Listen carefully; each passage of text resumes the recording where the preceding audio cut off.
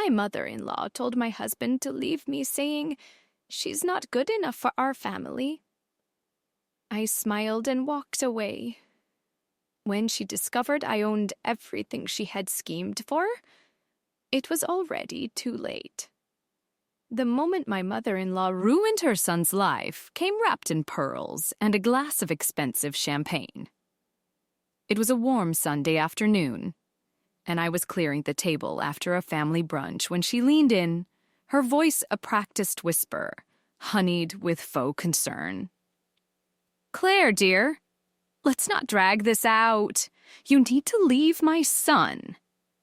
I froze. The silverware in my hands suddenly felt heavier.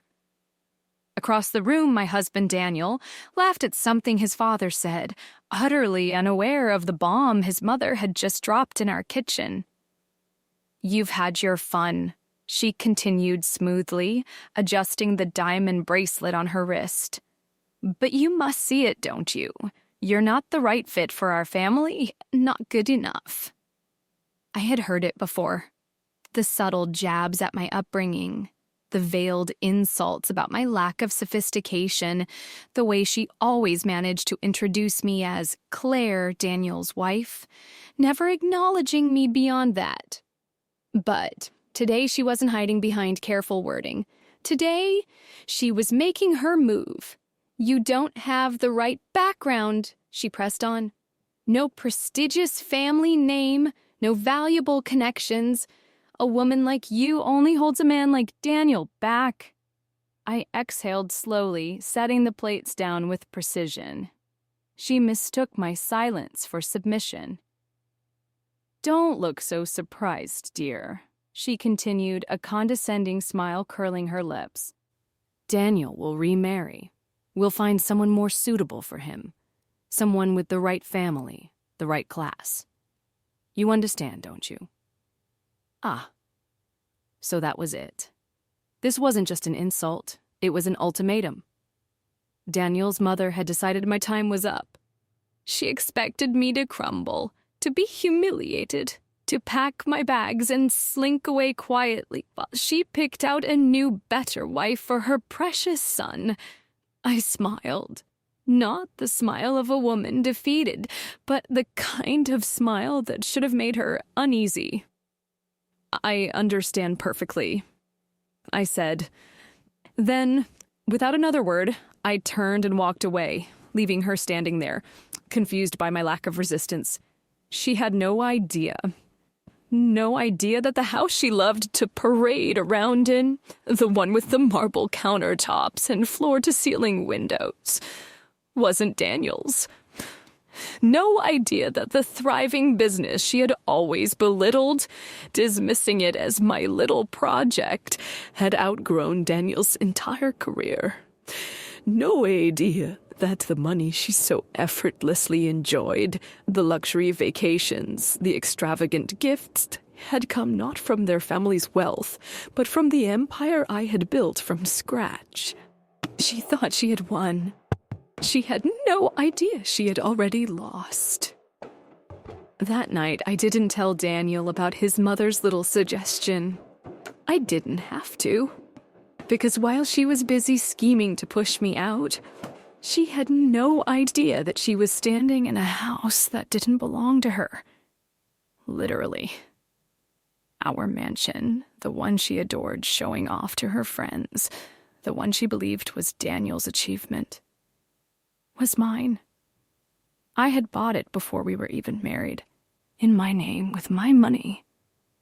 I had allowed Daniel to put on the show, to let his mother believe that he had provided this life for us.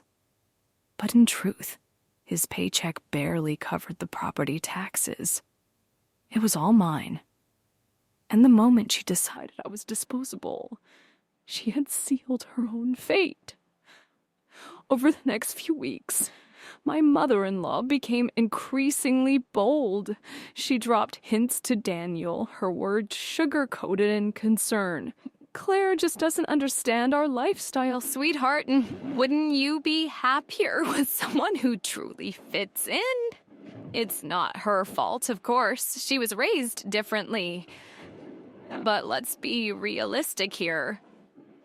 I watched as Daniel, oblivious as ever, laughed off her comments, never suspecting the storm brewing beneath the surface. Then came the final push. One evening, I overheard a hushed conversation between Daniel and his mother in the next room. "She's not right for you," she urged. "You've given her enough. It's time to move on." And then, the moment of truth. "If you divorce her now, I'll make sure you walk away with everything." I nearly laughed out loud. She thought she had power over me. She had no idea. That night, as I lay in bed beside my husband, the man who had unknowingly let his mother declare war on our marriage, I realized something. I wasn't angry. I wasn't even surprised. I was just amused. Because the truth was they had already lost. They just didn't know it yet. The first crack in Daniel's perfect world came the next morning at breakfast. I sat across from him, sipping my coffee, watching as he scrolled through his phone with his usual distracted ease. He had no idea what his mother had set in motion the night before, no idea that the battle had already begun. "You're quiet today," he mused, glancing up from his screen. "Everything okay?" I smiled. Everything's perfect. And it was, because I had made my decision. I wasn't going to beg. I wasn't going to argue. I wasn't even going to fight. I was going to let them win, or at least let them think they had won. Because what's more satisfying than defeating your enemy? Letting them dig their own grave first. By mid-afternoon, I received the first text. It was from my mother-in-law. "Daniel and I had a lovely lunch today. He agrees it's time to move forward." Time to move forward? She thought she was already in control. I took a sip of wine, letting the message sit unanswered for a while. I wanted her to feel confident, overconfident. 2 hours later, another message arrived. "I hope you understand, Claire. This is what's best for everyone." I chuckled. "Best for everyone?" "No, Margaret. It was only best for you. But I played my part, of course." I texted back. "I understand perfectly." She must have nearly dropped her champagne flute. I imagined her delight. Probably calling her friends, telling them how effortlessly she had removed me from her son's life. I could practically hear her gloating. She took it so well. She knows her place. Finally, Daniel can be with someone worthy of our family. Oh, Margaret. She truly had no idea. That evening, Daniel arrived home later than usual. He hesitated in the doorway, as if weighing his words. Good. He was feeling guilty already. "Hey, babe," he started. "Can we talk?" Here it was. "Of course," I said, sitting down on the couch. He sat next to me, rubbing his hands together. His classic nervous tic. God, he was predictable. I think we should separate," he finally said. I tilted my head, pretending to process his words. "Oh, it's just, we want different things," he explained, using the same rehearsed lines every cheater, liar, and coward has used since the dawn of time. "Who's we?" I asked, just for fun. A flicker of discomfort crossed his face. He wasn't used to me being so calm. He had probably expected tears, anger, some kind of outburst. But all I did was smile. "If that's what you want, Daniel," I said smoothly. He blinked. "Wait, you're not upset? Why would I be?" He searched my face, confused. This wasn't the reaction he'd been expecting. You don't want to fight for our marriage?" "Should I?" I asked, standing up. "It seems you've already made up your mind." I walked into our bedroom, grabbed a suitcase, and placed it on the bed. "I'll give you some space," I said. "I'll stay somewhere else for a while." The look on his face was priceless. Claire, wait, I don't mean you have to leave tonight. I just meant But I was already packing. Let him think I was hurt. Let him think I was heartbroken. Let him think he was in control. Little did he know. I was leaving all right. I was leaving him in the exact position his mother had wanted. Completely free. But freedom?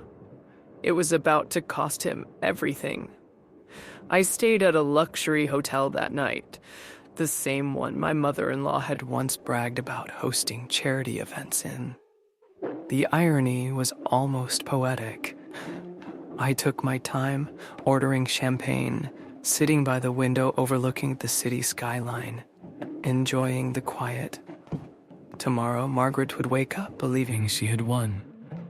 Daniel would believe he was moving forward, unburdened by me. But by the time they discovered what they had truly lost, it would already be too late. Margaret must have woken up feeling victorious. I imagined her sipping her morning coffee in that sunlit dining room, basking in the glow of her triumph. She had done it. She had erased me. She had removed the woman she believed was unworthy of her precious son. In her mind, the next phase had already begun. She would find Daniel a new wife, one who came from the right background, someone she could mold, control, own. And as for me, I was supposed to be broken, miserable, a cautionary tale of what happens to women who forget their place. I smiled at the thought. She had no idea. No idea that while she was basking in her victory, her world was about to crumble. That morning, Daniel learned his first hard lesson. I got a text from him around 10 a.m. "Claire, we need to talk. Something's wrong with the house." I didn't reply. By noon, my phone buzzed again. Why is the bank saying my name isn't on the mortgage?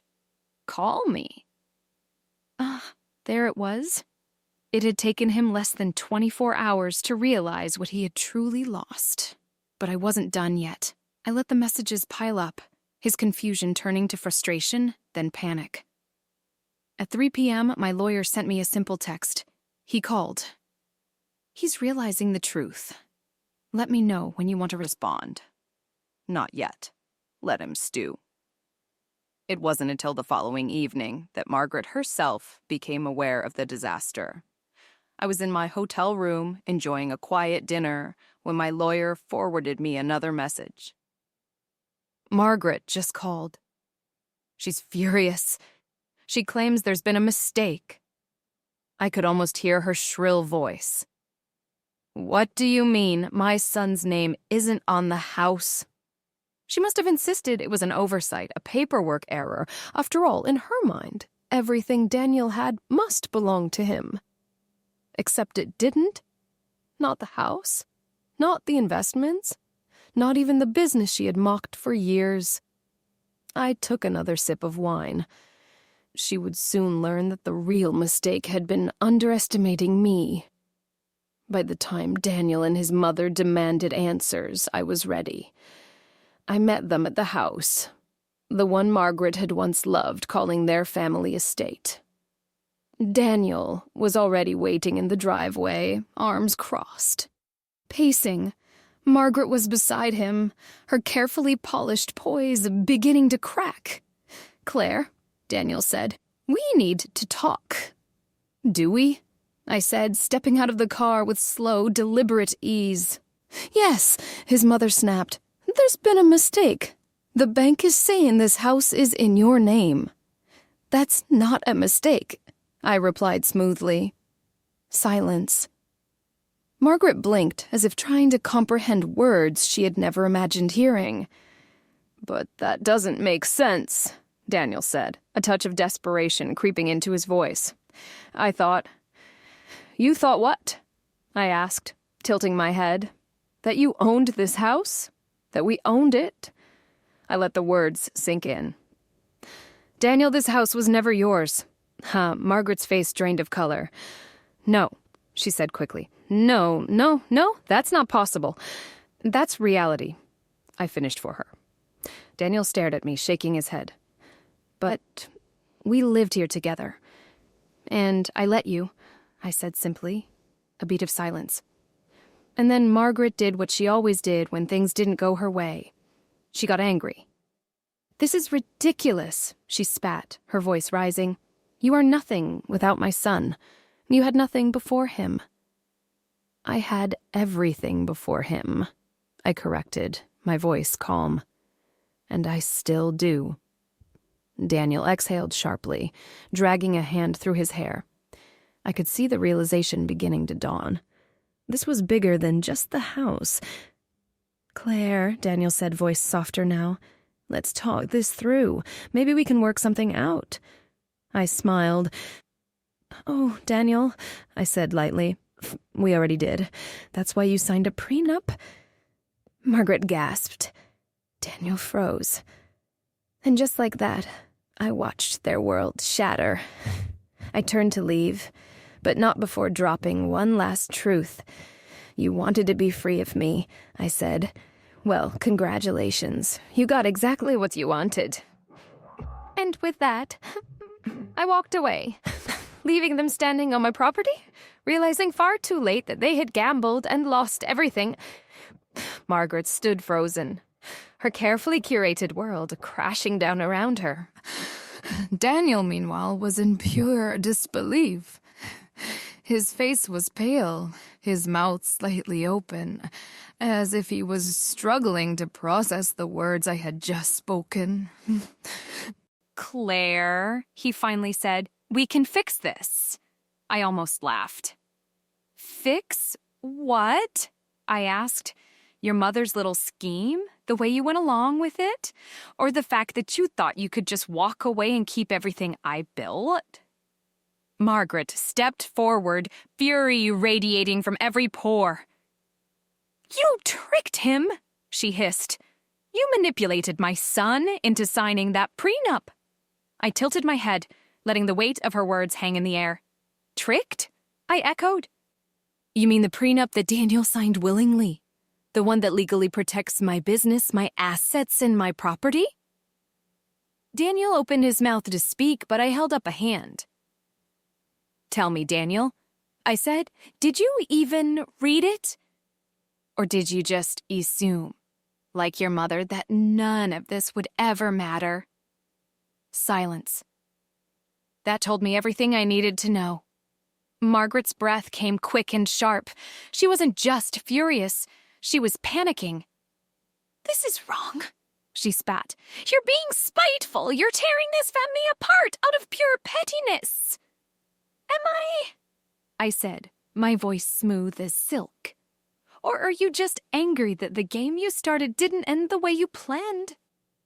Margaret's face turned a deep shade of red. You were never good enough for this, family, she snapped. I took a step forward, meeting her glare head-on. And yet, I said softly, it's still my name on the deed. The air between us crackled. For the first time in her life, Margaret was powerless, and she knew it. I turned to leave, but Daniel grabbed my wrist, gently but desperate. Claire, please. I paused, looking down at his hand. A year ago, that touch would have meant something. But now it was nothing more than the final grasp of a drowning man. You don't have to do this, he said. I made a mistake, okay? I let my mom get in my head, but we can fix this? I studied him for a moment, the man I had once loved, the man I had built a life with, but that man didn't exist anymore, or maybe he never had. You don't get to play the victim now, Daniel, I said, my voice calm but firm. Not after everything, not after you chose her over me. Daniel swallowed hard. I was an idiot, he admitted. Yes, I agreed. You were. He flinched at my bluntness. Margaret let out an indignant noise, as if she couldn't believe I was speaking to her son that way. I ignored her. You and your mother wanted me gone, I said. And I gave you exactly what you asked for. So tell me, Daniel, why aren't you happy? He looked away, shame settling in his features. I didn't need to hear his answer. I already knew it.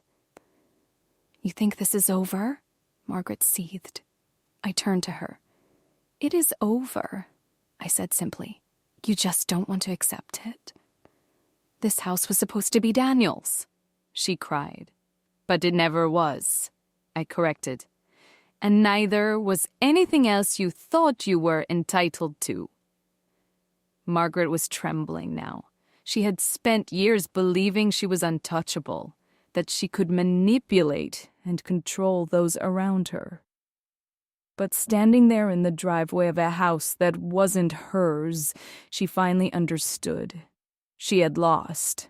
And worse, she had never been in control to begin with. I didn't stay to hear Margaret's last desperate attempts to save face.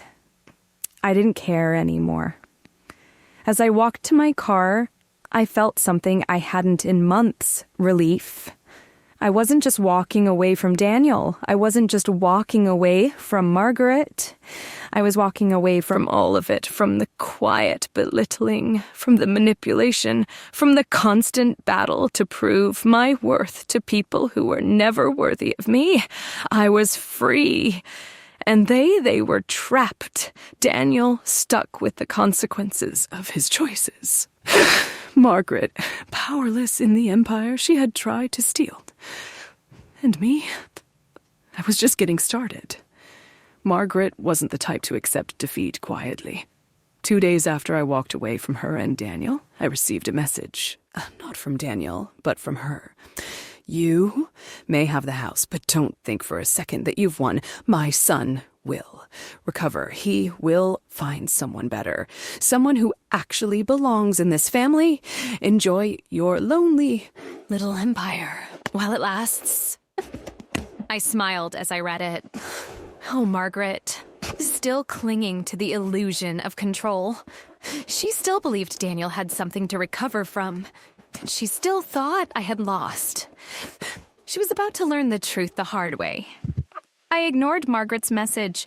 I had no reason to respond.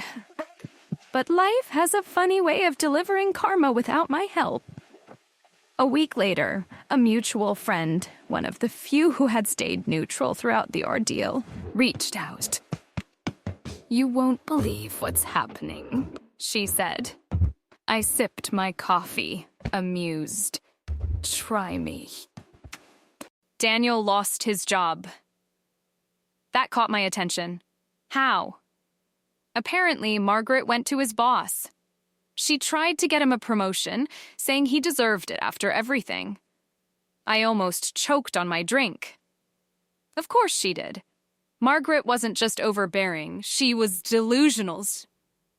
She had spent years believing that Daniel was entitled to success, that his name alone should carry weight. But the corporate world, it doesn't reward arrogance. What did his boss do? I asked. Not only did they not promote him, but HR started looking into his performance.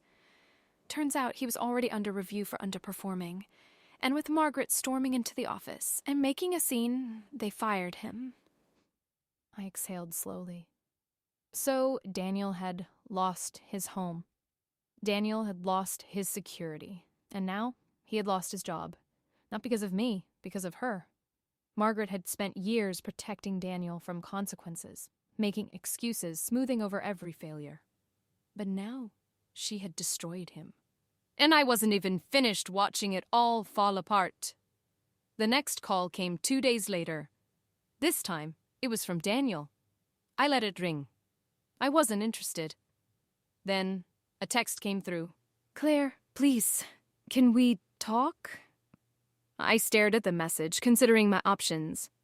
I didn't owe him anything, not my time, not my pity. But curiosity got the better of me. I answered. Daniel, I said. He exhaled in relief. Claire! His voice cracked. I messed up. I know that. I don't know what to do anymore. I leaned back, letting the silence stretch between us. What do you want me to say, Daniel? I asked. I didn't think this would happen, he admitted. I thought... He hesitated. You thought your mother was right? A pause. Yeah, he whispered. And there was the truth. For the first time, Daniel was admitting that he had placed his mother's opinions above everything else. Above logic, above reality, above me. And where had it gotten him? Nowhere. I didn't want to hurt you, he said weakly. But you did. Another silence. Can we meet? He asked. I closed my eyes. There it was. The last, desperate attempt to pull me back. But he didn't want me. He wanted security. He wanted the life he threw away. And I wasn't in the business of saving men from their own arrogance. No, Daniel, I said. We have nothing left to talk about.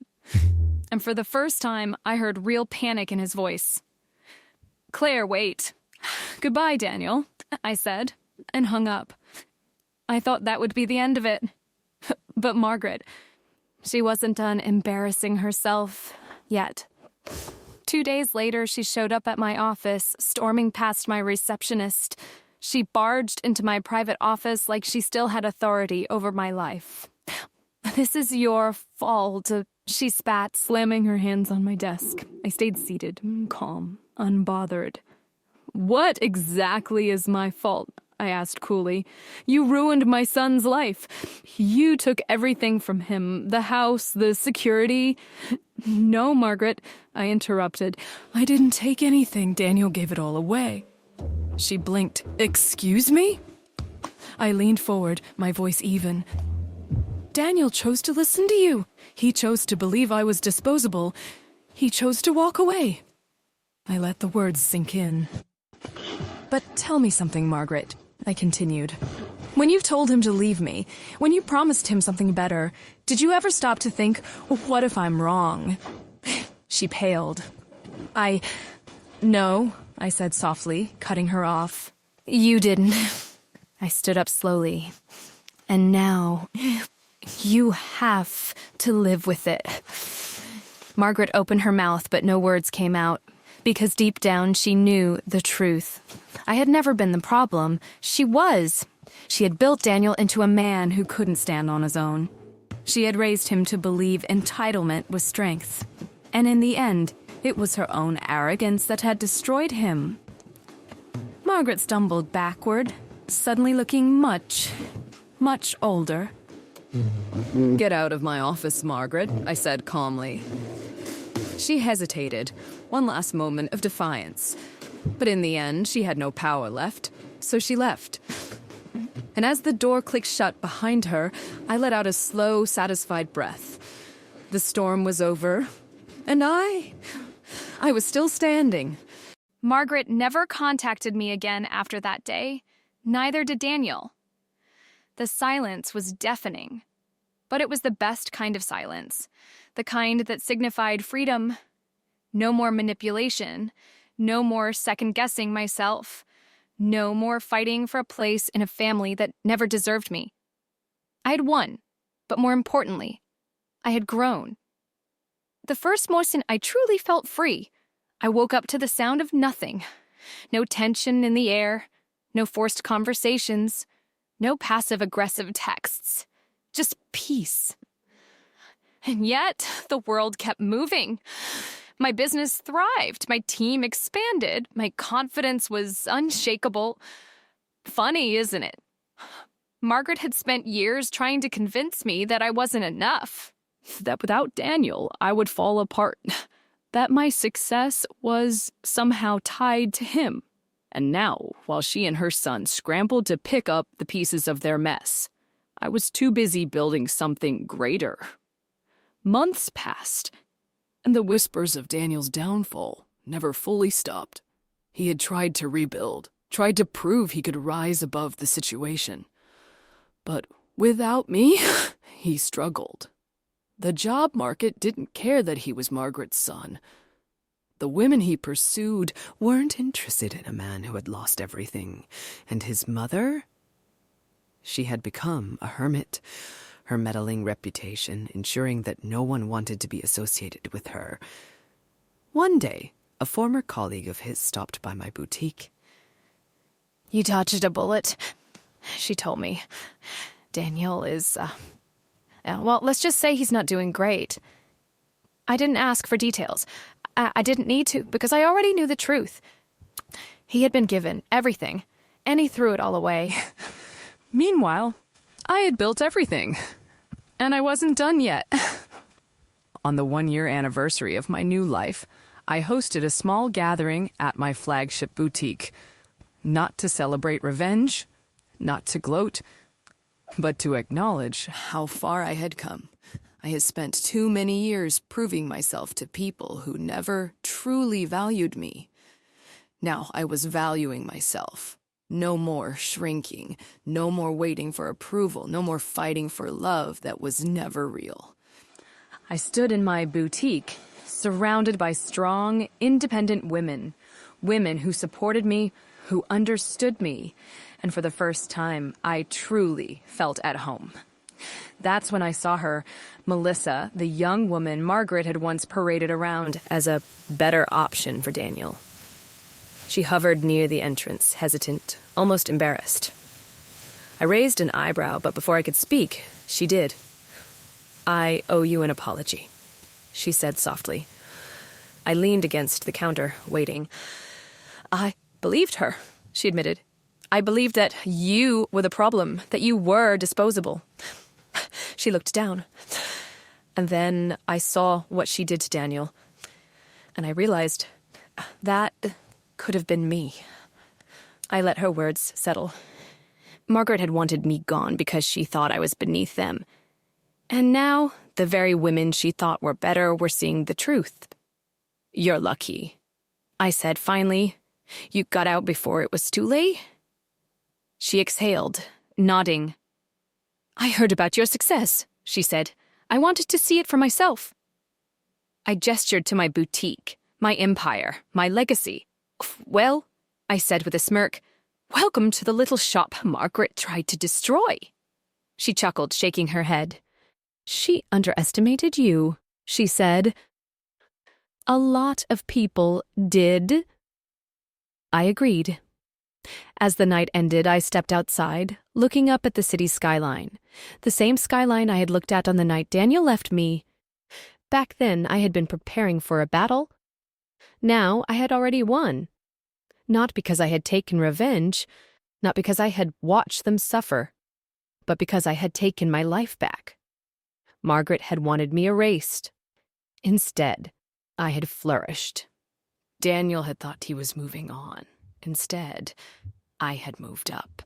And the best part, I hadn't done it for them. I had done it for me. Margaret once told me I wasn't good enough for her family. And in the end, she was right. I wasn't good enough for them. I was better,